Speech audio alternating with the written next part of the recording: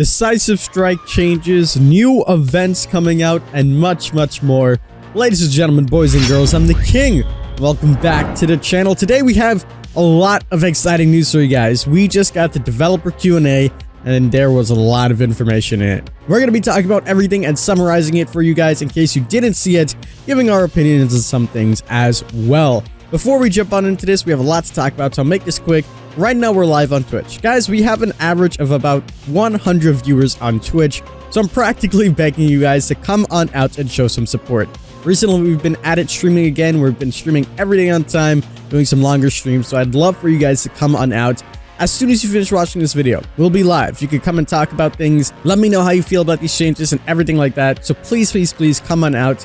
Link will be in the description or on screen right now, twitch.tv/theking. With that being said, let's talk about these changes. I'm going to go from the top to the bottom of everything that they spoke about and summarize this all for you guys so you guys can see as well. So let's jump in onto it. The first bit of news that we received was that the event as well as the mid-chapter patch and the tome are going to be coming out next week. For those of you guys that don't know about the event, the images will be on screen right now. And we also got some leaked cosmetics for the Wraith and the Deathslinger, which look super duper badass. You also seen that on the thumbnail. They're really awesome. The next question on the list was, will Switch be getting crossplay? And if so, when? As we know, they mentioned that Switch is going to be getting crossplay, and they said early in Quadrant 2, which basically means in May, June. And they also said that everyone's naturally going to be asking about console and when console is going to be getting crossplay. No ETA for that and nothing yet to announce. Again, this isn't in their hands. This is up to Sony and Microsoft. The next question was, are we going to be getting some variations to the Backwater Swamp? They said right now they're focusing on the old maps before they think about anything on the new maps. So they're going to rework these maps actively, and this is definitely on the list as well. But before they incorporate new maps, old maps are going to be getting the rework. Next on the list are plans to rework Haddonfield. They said yes, it's on the list for graphical updates, as is all maps. Each map will be updated in time whenever that time is due. They didn't really give the method on how they pick these maps, but they said they have a big team that pretty much debate everything, and that's how they figure out what map they're going to be getting next. The next one is a little bit concerning. This is about the customizing, well, this is a two-part. This is about customizing your HUD yourself, and this is something that I said would be really amazing because mobile has a feature just like this. And they said this sounds cool, and they've discussed it internally. They would love to bring this, but it's not as simple as we think it is. It's actually really complicated in testing and developing and pushing it out. So they're not ruling it out completely. There's just a lot of things to do with it and a lot of steps to take. So it's on the wish list of things to come, but no ETA or anything like that. This is also more information on the UI. They went ahead and talked about it. As you guys know, they delayed this mid-chapter patch 1 week, and everyone kind of went under the assumption, or maybe it was just me, that this was because they're going to give us a classic mode. I've been saying we need a classic mode or a reworked classic mode in order for the people that played this and didn't really enjoy it to actually just have what they liked, the classic mode, and for the people that do enjoy it, such as myself, you can play the other one. This way everyone is happy, right? Sadly, they did say that they don't plan on changing this much when it's released, and they're going to focus the feedback when everyone is able to play it and then make the adjustments. They also went ahead and spoke about colorblind and UI and the entire situation that happened not too long ago. This is a little bit disappointing considering they pushed the chapter back a week, and I figure that the reason why they're posting, or mid-chapter, the reason why they're pushing this mid-chapter was to therefore rework the UI and give us a classic mode on the UI, but this isn't the case.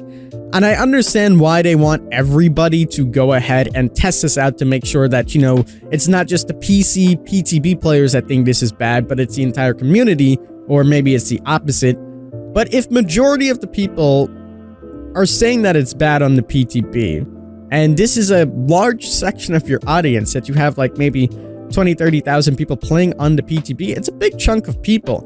It just makes me think that this is just something that should happen regardless of what the outcome is. Let's say every single console player says, yes, this is amazing, but everybody on the PTB said, no, this is not. It's still enough people to bring on a little bit change, but again, we'll have to see what they end up doing. Not sure why the PTB itself, or sorry, mid-chapter, was been pushed back a week now, but I'm sure we'll wait and see. The next question on the list was, are we going to be getting any changes to the hook struggle mechanic? As we know, we smash one button all the time, and then sometimes you may forget it, or you might break your keyboard or something. They said nothing concrete to announce, but the gears are turning in their head, and they're looking into it. There's been work on it actively, so that's really awesome to hear, but no ETA coming. But they definitely want to step away from the boring button pushing. This is going to be really interesting, and I am excited to see what they're going to bring about. The next question on the list was, why are survivor queues so long? And they just explained the ratio that we all know about, that 4 survivors to 1 killer, and sometimes there's just way more survivors to 1 killer. They didn't really say any solutions that they had to this or anything. An easy solution to this is just give a blood point incentive to the person that's playing on the queue with not enough people until it is stabilized. Maybe 1.5 times more blood points if you play killer, then everyone would go to killer. Maybe if that's a little bit too excessive, give them an extra 10,000 points every single game. Might help. The next question was, how will MMR be calculated?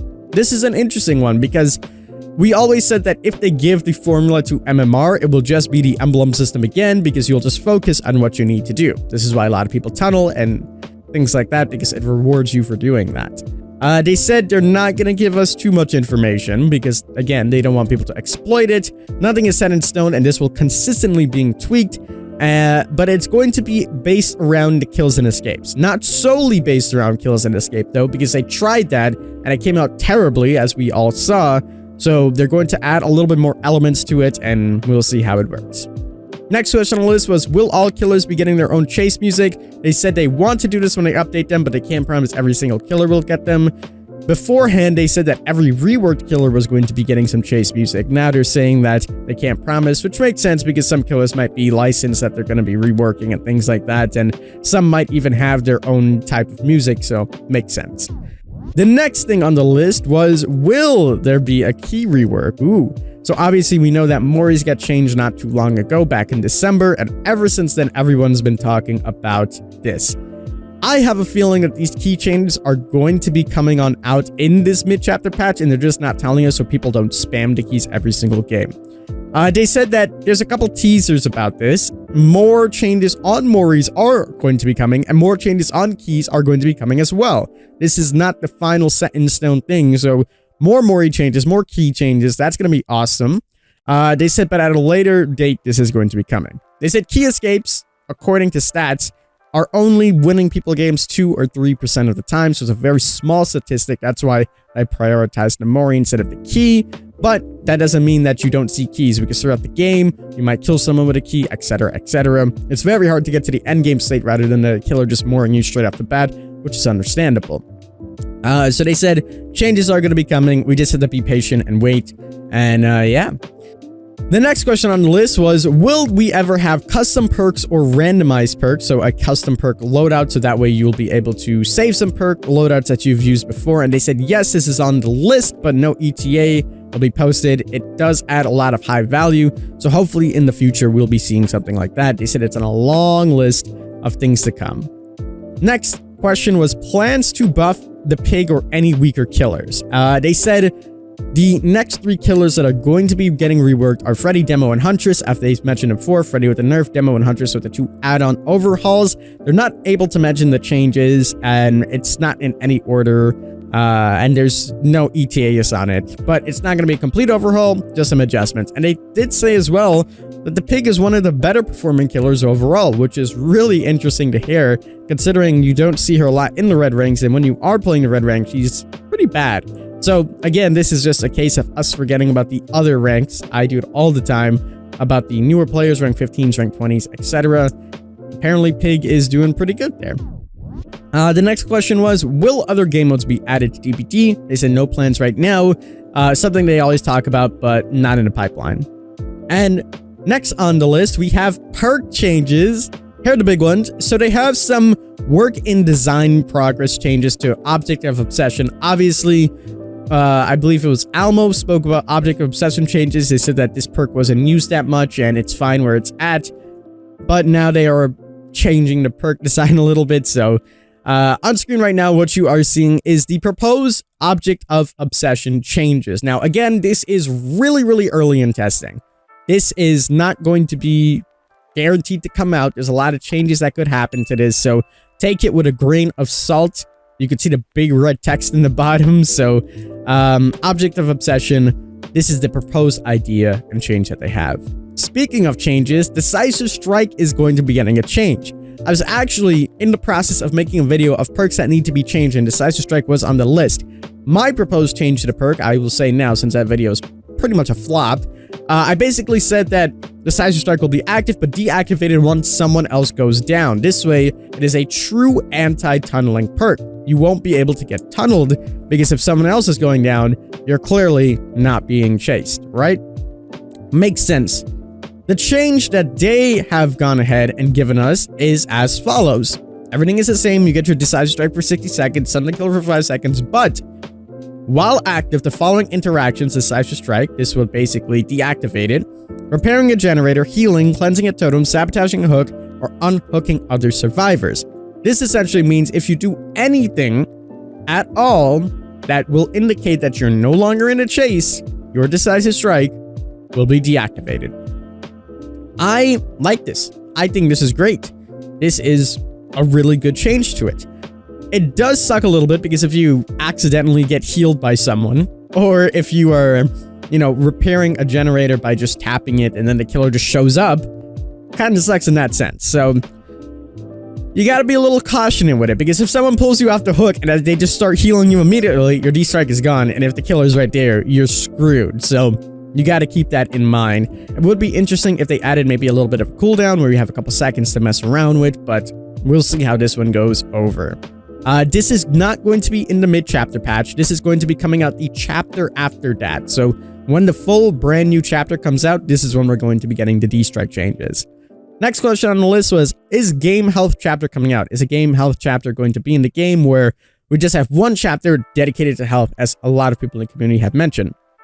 And they said, no, this isn't something that's going to be happening. However, the mid-chapter patch will be getting more bigger changes. This will include quality life changes and game health changes, amplified from what we're used to seeing. So just more things, which would be amazing. More quality life changes would be phenomenal.